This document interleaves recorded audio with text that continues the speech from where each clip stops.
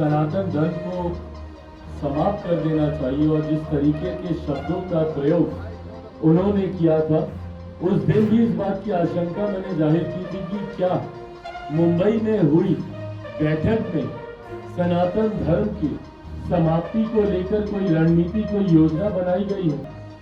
क्या वहां पर ऐसी कोई चर्चा हुई है जिसके तुरंत बाद ये बयान सामने आया है?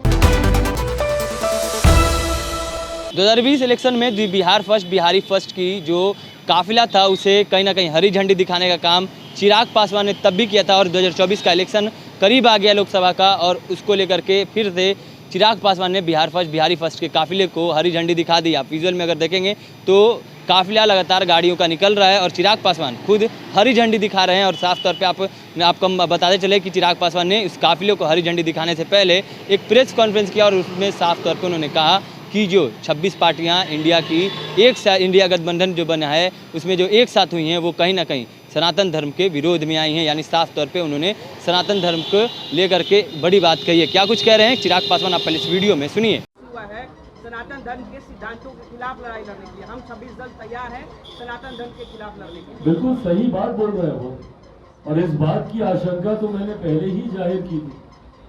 कुछ दिनों पूर्व जब स्टालिन जी के सुपुत्र का ये बयान आया था, उदयनिधि जी ने जब इस बात को कहा था कि सनातन धर्म को समाप्त कर देना चाहिए और जिस तरीके के शब्दों का प्रयोग उन्होंने किया था, उस दिन भी इस बात की आशंका मैंने जाहिर की थी कि क्या मुंबई में हुई बैठक में सनातन धर्म की समाप्ति को लेकर कोई रणनीति, कोई योजना बनाई गई है?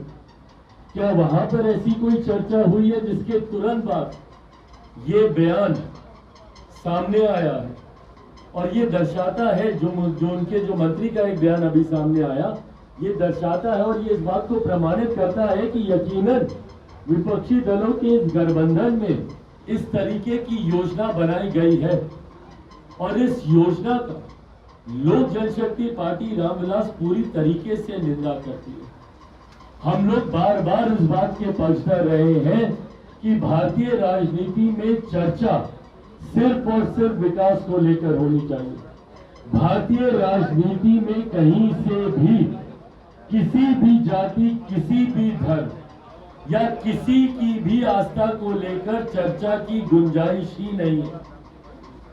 किसकी आस्था किस धर्म में है, कौन किस धर्म का पालन करता है, किस धर्म का पालन नहीं करता है, ये पूर्णतः उस व्यक्ति विशेष का अधिकार है।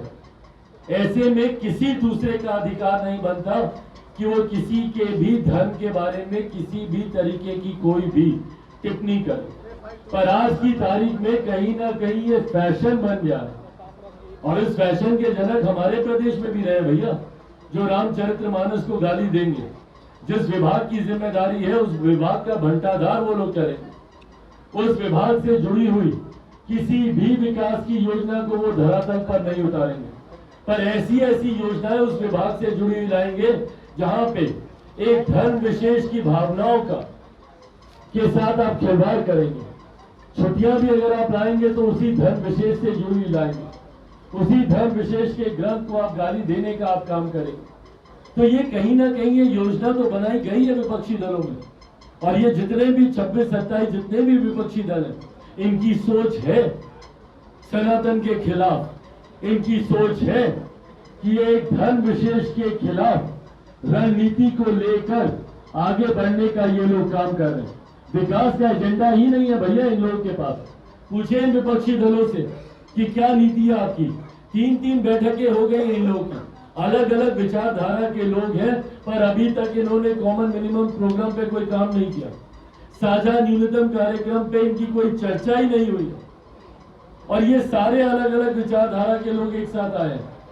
अपने अपने राज्यों में एक दूसरे के खून के प्यासे हैं ये लोग। जहाँ पे लेफ्ट और ममता बनर्जी जी की पार्टी एक साथ आती है, उसमें कांग्रेस एक साथ आती है, जहर उगलना, यही इनकी सोच है।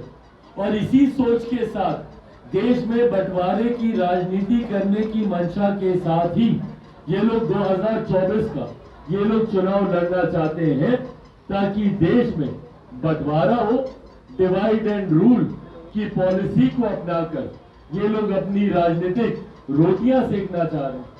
ऐसे में देश की जनता भी इस बात को जानती है और आज की तारीख में भैया 21वीं सदी के पढ़े लिखे युवा युवतियों को कोई फर्क नहीं पड़ता किसी भी जाति धर्म से।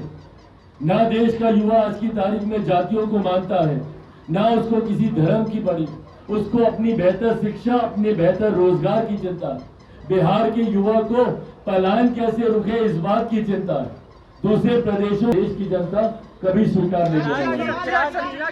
चिराग जी, इसी में एक सवाल है कि तो आपने सुना चिराग पासवान को उनका साफ तौर पे कहना है कि ये जो 26 पार्टियां जो तीसरा मीटिंग हुआ था उसके बाद कहीं ना कहीं ये लोग सनातन धर्म का विरोध कर रहे हैं। उन्होंने उदयनिधि की का भी जिक्र किया और कहा कि जैसे ही तीसरा जो मीटिंग था वो ख़त्म हुआ उसके बाद उदयनिधि ने एक बयान दिया और कहीं ना कहीं उन्होंने जो सनातन धर्म है उसे डेंगू और मलेरिया जैसे बीमारियों को संबोधित किया है। क्या कुछ कह रहे थे चिराग पासवान आपने इस वीडियो में सुना है। सही तमाम खबरों के लिए जुड़े रहे हमारे चैनल इनसाइड प्रेस के साथ। तब तक के लिए धन्यवाद।